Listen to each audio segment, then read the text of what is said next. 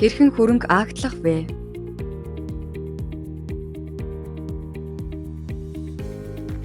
Үндсэн хөрөнгийн менежментийн гүйлгээ хэсгээс хөрөнгө агтлах гэдгийг сонгоно. Нэмэх тэмдэг дээр дарна. Аль салбар хэлтэс гэдгийг сонгоно. Төлбөө гүйлгээ хийсэн болгоно. Гүйлгээний огноог оруулна.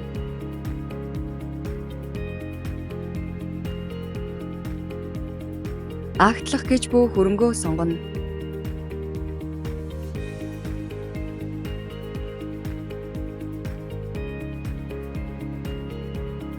Хадгалах товч дарснаар агтлах гүйлгээ амжилттай үүснэ.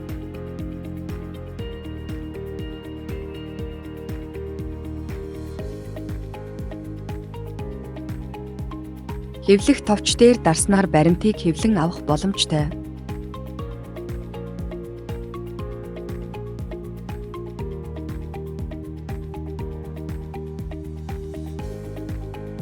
Агталсан лавлгаанаас та өөрийн хийсэн бүх агтлах гүйлгээний мэдээллийг харах болон хэвлэх боломжтой.